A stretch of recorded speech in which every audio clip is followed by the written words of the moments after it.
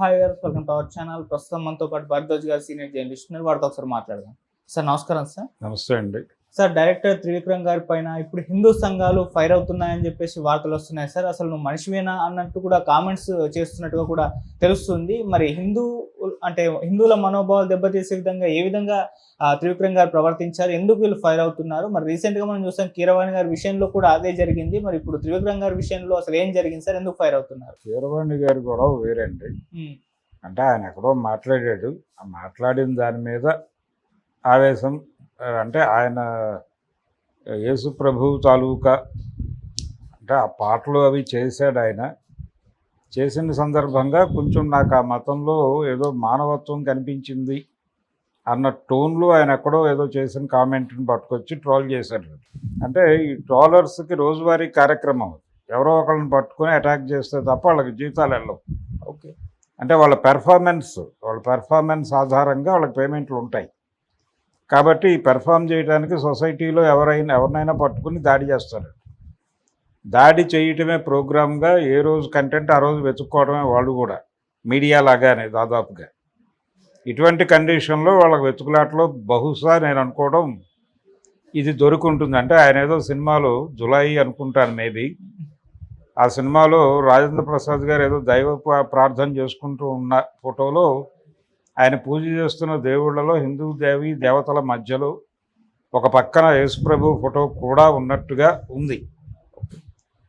అలా పెడతావా నువ్వు అనేది వీళ్ళ గొడవ.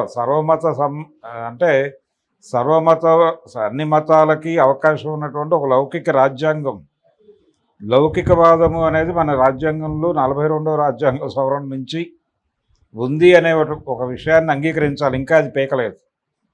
అంటే కాన్స్టిట్యూషన్ని పూర్తి స్థాయిలో హైందవీకరించడం అనే పని ఇంకా జరగలేదు. కాబట్టి స్టిల్ మన రాజ్యాంగం సెక్యులర్ రాజ్యాంగం అనే అనుకోవాల్సి ఉంటుంది.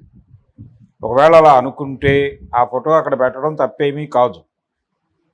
ఏ మతం అయినా సరే ఆ మతంలో ఏముందో తెలుసుకోవడానికి ప్రయత్నం చేయాలి తప్ప పక్క మతాలను తిడితే ఎంజాయ్ చేసేటువంటి, లేకపోతే పక్క మతాలను తిట్టడం ప్రోగ్రామ్గా పెట్టుకునేటువంటి ఒక యాటిట్యూడ్ డెవలప్ చేయటం ప్రోగ్రాం కాదు. కానీ వీళ్ళ ప్రోగ్రాం అలాగే నడుస్తుంది. ఇది ప్రమాదం. ఈ ప్రమాదంలో హిందూ మతం ఉంది. ఇప్పుడు ఈ యాటిట్యూడ్ని హిందుత్వ అనుకుంటే, ఈ హిందుత్వ అనేటువంటి యాటిట్యూడ్ వలన హిందూ మతానికి ప్రమాదం ఉంది. ఇది మనం పదే పదే చెప్తూ వస్తున్నాం. ఈ చెప్తూ వస్తున్నటువంటి పరిణామ క్రమంలోనే ఇప్పుడు ఇది జరుగుతోంది. అందుకని ఇది ఈజీ వ్యవహారం కాదు. వీళ్ళని హ్యాండిల్ చేయటం కూడా ఇది చాలా జటిలమైనటువంటి గొడవ. వీళ్ళు ఇలా దాడి చేస్తున్నారు అని చెప్పేసి చూసి పక్కకి తప్పుకోవడం తప్ప చేయగలిగింది లేదు. నాది రెండో అనుమానం ఏంటంటే, అది నా పర్సనల్ డౌట్, మెయిన్ స్ట్రీమ్ మీడియాలో కూడా ఇలాంటి కార్యక్రమాలు జరుగుతున్నాయేమో అనేది ఒక సందేహం. మెయిన్ స్ట్రీమ్ మీడియాలో ఇలాంటివి జరుగుతున్నాయంటే నా ఉద్దేశం ఏంటంటే, ఇలాంటివి కనిపెట్టి హిందూ సంఘాలు ఇలా దాడి చేస్తున్నాయి ఫలానా వ్యక్తి మీద అని ఒక వార్త రాయటం తేలికే. ఇప్పుడు త్రివిక్రమ్ శ్రీనివాసు అనే మనిషిని తీసుకొని అతని సినిమాలో ఇది ఉంది అని ఎవరో కనిపెట్టి ఉండొచ్చు. కనిపెట్టిన తర్వాత ఈ రెండు క్లబ్ చేసి ఒక వార్త రాయొచ్చు అనే ఐడియా ఇంకెవరికో వచ్చి ఉండొచ్చు. ఇది తాము మాట్లాడితే ఇబ్బంది కాబట్టి హిందూ సంఘాలు దాడి చేస్తున్నాయని ఒక మాట అనేస్తాయి. ఈ వార్త చూసి కూడా వాళ్ళు దాడి చేయొచ్చు. వీళ్ళకి కొంత వ్యూవర్షిప్ వస్తుంది. ఇదంతా ఏంటంటే ఒక రకంగా పబ్లిక్ అటెన్షన్ని గ్రాప్ చేసే ప్రోగ్రాం. పబ్లిక్ అటెన్షన్ని గ్రాప్ చేయడానికి ఏం చేయడానికన్నా సిద్ధపడే ఒక గందరగోళపు స్థితిలో ప్రసార మాధ్యమాలు అన్నీ ఉన్నాయి. అందుకని ఈ తరహా దాడులు జరుగుతున్నాయని కూడా అనుకోవచ్చు. ఇవన్నీ అర్థం చేసుకోలేనంత అర్భకుడేం కాదు అతను త్రివిక్రమ్. తన సినిమాల్లో ఆయన చాలా ఫండమెంటలిస్టు. ఆయన ఫండమెంటలిస్టిక్ ఐడియాలజీ ఆయన సినిమాల నిండా ప్రతిధ్వనిస్తూనే ఉంటుంది. ఆయన్ని కాదనుకోవడం ఒక రకంగా వాళ్ళు చేస్తున్న తప్పు. ఆయన తన సినిమాల ద్వారా హిందుత్వాన్ని ప్రమోట్ చేశాడు. ఆయన దానికి పెద్దగా లోతుల్లోకి వెళ్లాల్సినటువంటి అవసరం కూడా లేదు. అలవైకుంఠపురం అనే ఆయన చివరి పెద్ద హిట్ సినిమా, ఆ సినిమా ఇంటి గుట్టు అనేటువంటి ఒక ఎన్టీ రామారావు గారి సినిమాకి రీమేక్. ఆ ఒరిజినల్ సినిమాలో చెప్పినటువంటి అభ్యుదయ అంశాన్ని తీసేసి దానిలో సాంప్రదాయాన్ని నింపి సినిమా తీశాడు. అంటే ఒరిజినల్లో ఇద్దరు పిల్లలు మారిపోతారు.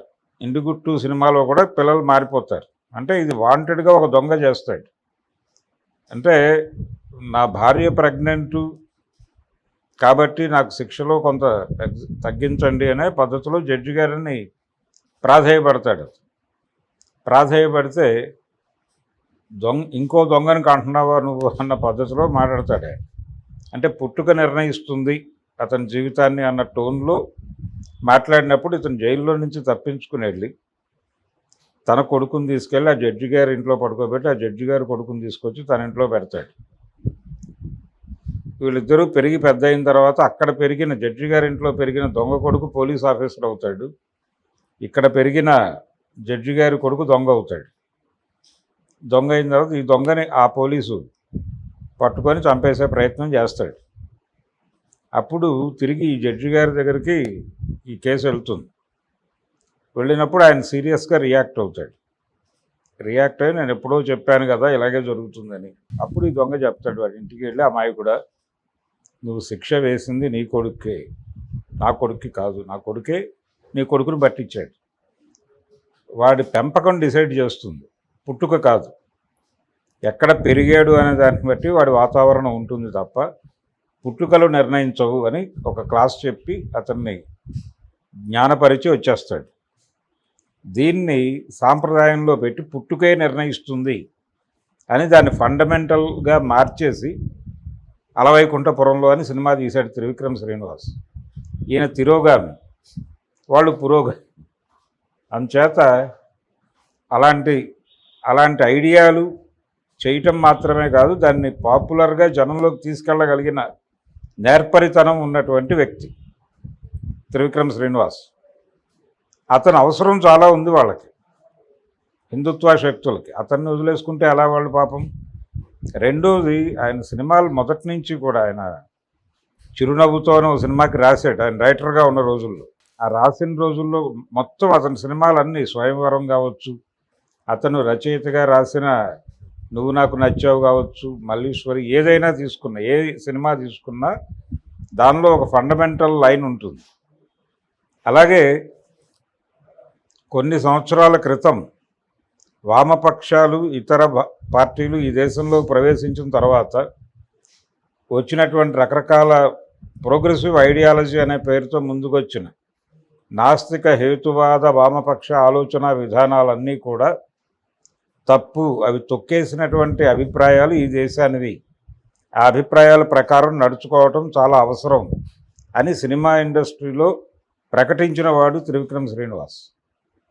అందుకని అతను పరమ ఫండమెంటలిస్టు, మోడర్న్గా కనిపిస్తాడు కానీ ఆయన ఐడియాలజీ అంతా అదే.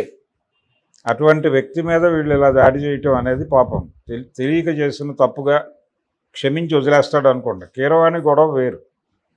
కీరవాణి ఒక ఫిలసాఫికల్ లెవెల్లో తనకి అలా అర్థమైంది. ఆ అర్థమైన దాన్ని మాట్లాడే ప్రయత్నం చేశాడు, దాడి చేశారు, అది ఓకే. కానీ ఇది మెయిన్ స్ట్రీమ్ మీడియా క్రియేషన్ అనేమో అనుకుంటున్నాను నేను. అంటే వాళ్ళు ట్రోల్ చేస్తున్నారు అని అనిపించింది, రాస్తారు. ఇతని చరిత్ర ఏమిటి, ఇతని గొడవ ఏమిటి, ఇతని ఐడియాలజీ ఏమిటి, ఇంత చెక్ చేసి ఉండరు. అతను తీసిన సినిమాలో కొంచెం ఆర్డ్గా కనిపించింది ఓ ముక్క, అది జనరల్గా ఫేస్బుక్లో అక్కడ పెడుతూ ఉంటారు. ఇదేమిటి ఇతని సినిమాలో ఇలాంటి షాట్ వచ్చేసింది అని. అది సరదాగా నవ్వుకోవడానికి వాడతారు. దాన్ని థియరిటైజ్ చేసి దాన్ని ఒక వార్తగా వేసేసరికి ఇప్పుడు మనం మాట్లాడుకోవాల్సి వస్తుంది. ఇలా చేయటం కూడా మీడియా వ్యూహాల్లో భాగంగా మారిపోయింది. జనాలు అటెన్షన్ని గ్రాప్ చేయటం అనే ప్రోగ్రాంలో భాగంగా ఇలాంటి కార్యక్రమాలన్నీ మీడియా చేస్తోంది. అలా మీడియా విన్యాసంలో భాగంగా త్రివిక్రమ్ అనేవాడు ఆయన ఏదో హిందుత్వం మీద దాడి చేసినట్టు, ఆయన మనిషా కాదా అని వాళ్ళు మాట్లాడటం, అంత మాత్రం చేత అతనేదో ప్రోగ్రెసివ్ అని ప్రపంచం అనుకోవడం, ఇలాంటి ఒక కల్పనాత్మక జగత్తులోకి జనాలను తీసుకెళ్లే ప్రయత్నం ఆ వార్త. అదేం లేదు. త్రివిక్రమ్ శ్రీనివాస్ అనేవాడు పరమ ఫండమెంటలిస్టు. ఆయన హిందుత్వాన్ని ప్రమోట్ చేయటము, అలాగే అనేక నమ్మకాలని ప్రమోట్ చేయటం కూడా ఆయన సినిమాల్లో చాలా ఓపెన్గానే జరుగుతుంది. అందుకని త్రివిక్రమ్ శ్రీనివాస్ ఆయన ఏదో మనిషా కాదా ఇలాంటి ప్రశ్నలు అది మీడియా క్రియేషను, లేదు ట్రోలర్ క్రియేషన్. ట్రోలర్ క్రియేషను అయి ఉంటే వాళ్ళు జీతం కోసం ఏదో తిప్పలు పడుతున్నారని అనుకోవచ్చు. వాళ్ళు మాత్రమే కాదు, మీడియా కూడా అలాగే తయారైంది. కాబట్టి ఇది ఎవరు చేశారు అని చెప్పడం కష్టం. రెండూ కలగలిసి ప్రయాణం చేస్తున్నాయి. కల్పన జగత్తులో ప్రపంచాన్ని విహరింపజేసే ప్రయత్నం ట్రోలర్స్ చేస్తున్నారు, మీడియా కూడా చేస్తోంది. కాబట్టి ఇద్దరి సమిష్టి కృషి ఈ వార్త అని నేను అనుకుంటున్నాను. Okay sir, thank you so much. Thank you.